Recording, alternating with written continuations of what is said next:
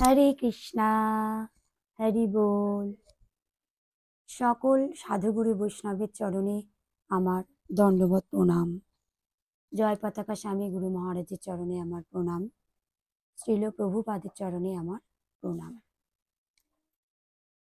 আজ আমি অক্ষয় তৃতীয়ার মাহাত্ম্য কথা নিয়ে একটু আলোচনা করব, কারণ সামনেই আসছে আমাদের অক্ষয় তৃতীয়া। 10ই মে শুক্রবার অক্ষয় তৃতীয়া। তাই অক্ষয় তৃতীয়া সম্বন্ধে আমাদের সকলেরই জানা দরকার।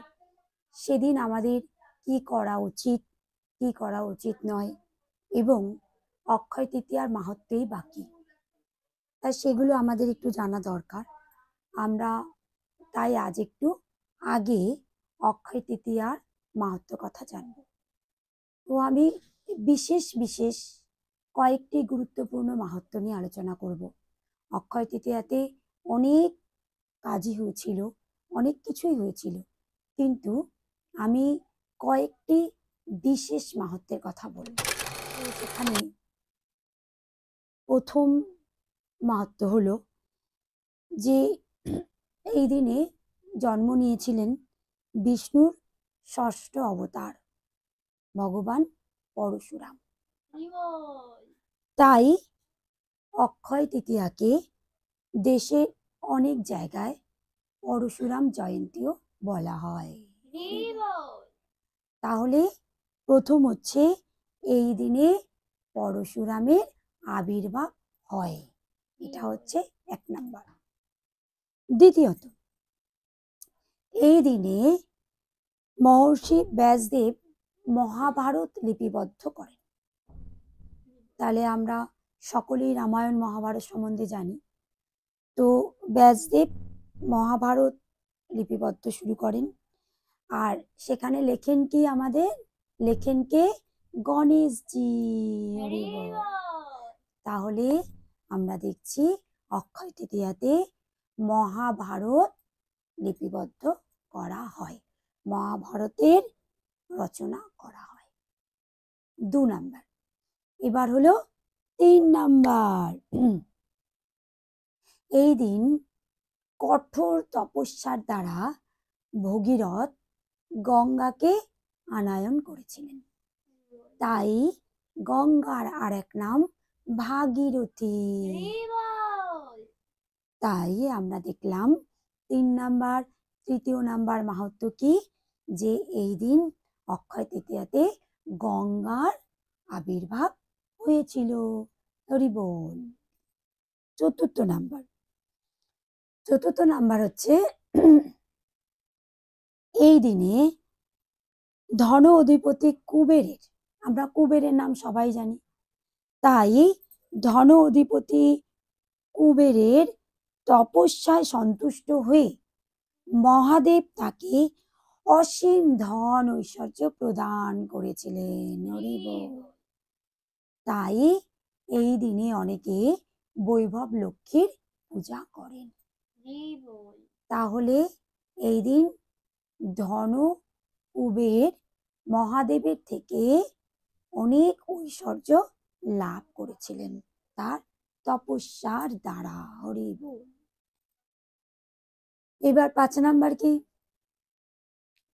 আমরা জানি যে জগন্নাথপুরীতে রথযাত্রা হয়, আরো সমস্ত জায়গায় রথযাত্রা হয়। তো জগন্নাথপুরীতে যে রথযাত্রা হয়, এই অক্ষয় তৃতীয়ার দিন থেকে ওই রথযাত্রার রথ নির্মাণ করা হয়। হরি বল। তাহলে জগন্নাথপুরীর রথ নির্মাণ কার্য শুরু করা হয়। এটা হলো আমাদের 5 নাম্বার মাহাত্ম্য। তাহলে আমরা অলরেডি 5টা মাহাত্ম্য জেনে নিলাম। এবার জানবো 6 নাম্বার। এই দিনে সত্যযুগের সূচনা হয়েছিল। আবার আমরা জানি 4টি যুগ, সত্য, ত্রেতা, দ্বাপর, কলি। এবং সত্যযুগের শুধু যে সূচনা হয়েছিল তা নয়, এই যুগে, এই অক্ষয় তৃতীয়াতে সত্যযুগে এবং ত্রেতা যুগের দুটোরই সূচনা করা হয়েছিল। তাহলে সত্যযুগ এবং ত্রেতা যুগের সূচনা হয়েছিল। এটা হচ্ছে 6ষ্ঠ নাম্বার মাহাত্ম্য।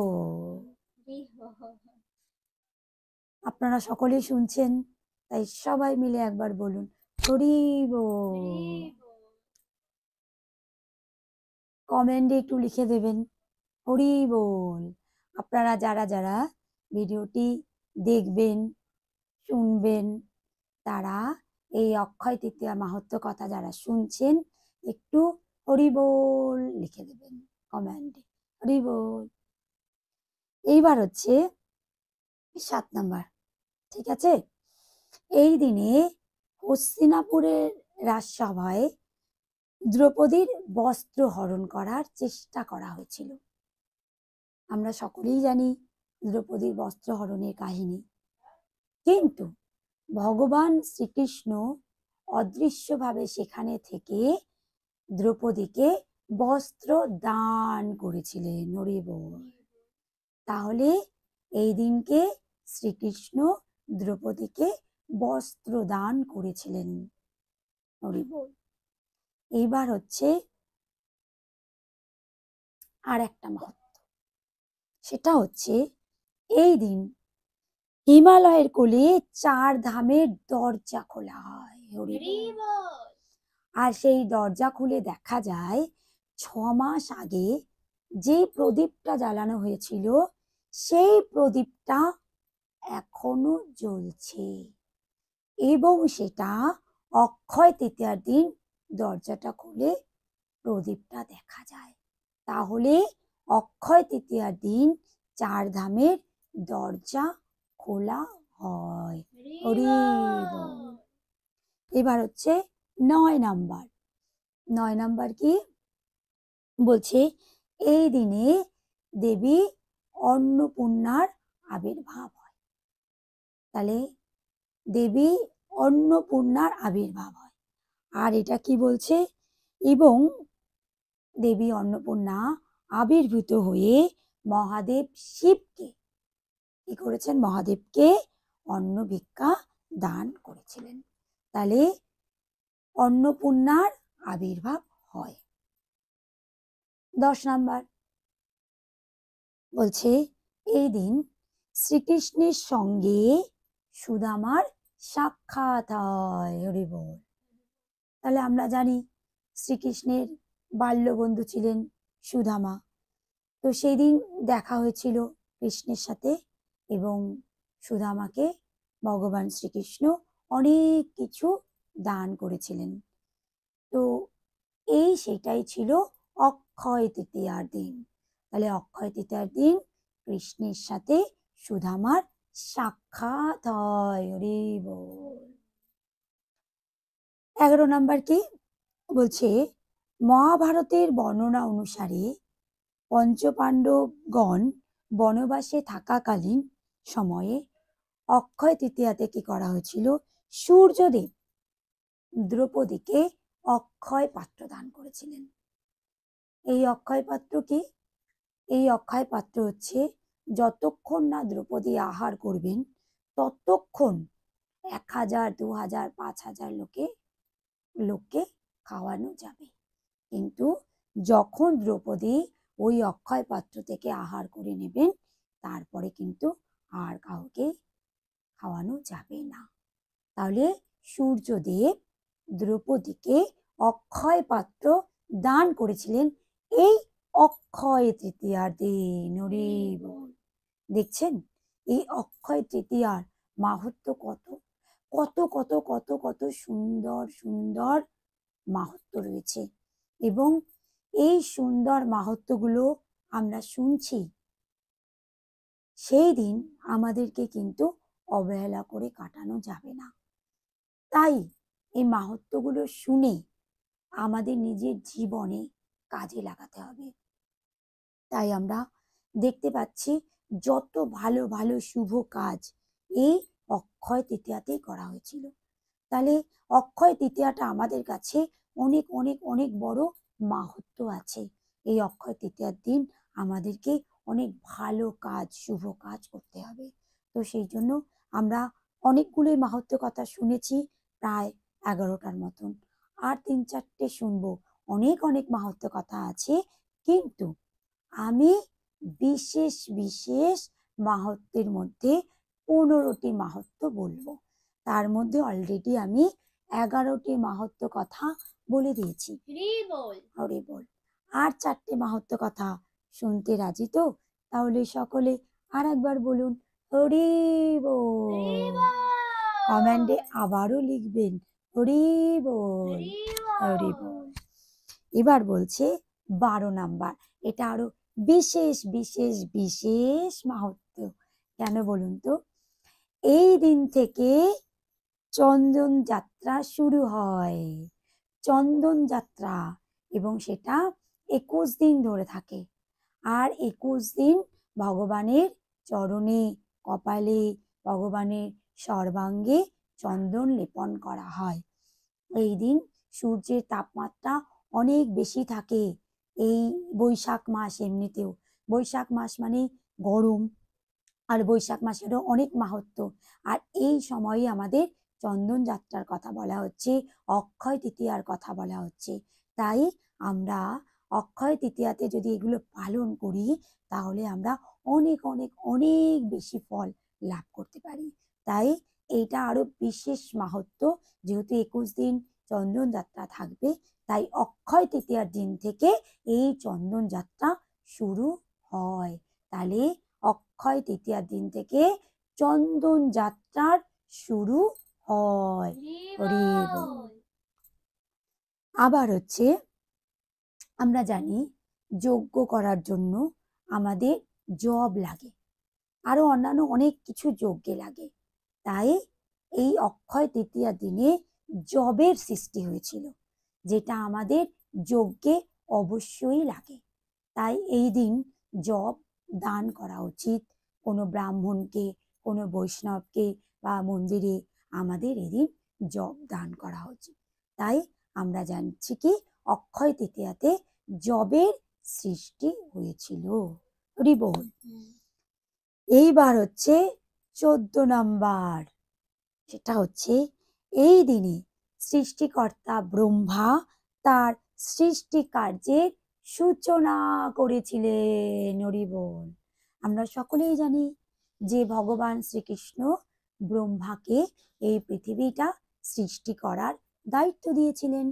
আর ব্রহ্মা এই অক্ষয় তৃতীয়া দিন থেকে সৃষ্টি কার্যটা শুরু করেছিলেন। তাহলে 14 নাম্বার মাহাত্ম্য হলো যে ব্রহ্মা তার সৃষ্টি কার্য অক্ষয় তৃতীয়া দিন থেকে শুরু করেছিলেন। হরি বল। লাস্ট বলছি 15 নাম্বার মাহাত্ম্য। হরি বল। এই দিন বাকে বিহারীর চরণ দর্শন করা হয়। হরি বল। তাহলে এই দিনে অক্ষয় তৃতীয়ার দিন বাকে বিহারীর চরণ দর্শন হয়। আর লাস্ট বলবো, এই দিনে ভগবান রামচন্দ্রের রাজ্য অভিষেকও করানো হয়। ভগবান রামচন্দ্র কি জয়। তাহলে এই অক্ষয় তৃতীয়ার দিনও ভগবান রামচন্দ্রের রাজ্য অভিষেক করা হয়। হরি বল। সকলে মিলে বলুন একবার কমেন্টে, জয় শ্রীরাম, জয় শ্রীরাম। তাহলে দেখুন, অক্ষয় তৃতীয়ার দিন থেকে আমাদের কত কত কাজ শুরু হয়েছে। তাই এর এত মাহাত্ম্য। তাই এত মাহাত্ম্য আমরা যে শুনলাম, এই মাহাত্ম্য কথা শুনে আমরা এই দিন কিভাবে পালন করব? শুধু তো শুনলে হবে না, আমাদের জীবনে পালনও করতে হবে। তাই আমি আরেকটি ভিডিওতে আপনাদের অক্ষয় তৃতীয়া কিভাবে পালন করতে হয় আর ওই দিন কি কি করতে নেই, কি কি করতে হয়, সেটাও আপনাদের আরেকটি ভিডিওতে জানাবো। তাই আপনারা সেই ভিডিওটিও দেখে নেবেন। আপাতত আজ আমি আপনাদের অক্ষয় তৃতীয়ার 15টি মাহাত্ম্য কথা বললাম। আপনারা সকলে শুনলেন, আপনারা এটা ভালোভাবে ভিডিওটি একটু দেখবেন, মনোযোগ দিয়ে শ্রবণ করবেন। আর এই মাহাত্ম্য কথাগুলো যত শুনবেন তত আপনাদের মনে আনন্দ জাগবে। তাই অক্ষয় তৃতীয়ার এই মাহাত্ম্য কথা কেউ কেউ কেউ মিস করবেন না। হরি বল। হরে কৃষ্ণ কৃষ্ণ কৃষ্ণ হরে হরে, হরে রাম রাম রাম হরে হরে। হরি বল। শ্রীল প্রভুপাদ কি জয়। নিতাই গৌর সীতানাথ প্রেমানন্দে হরি হরি বল, হরি বল।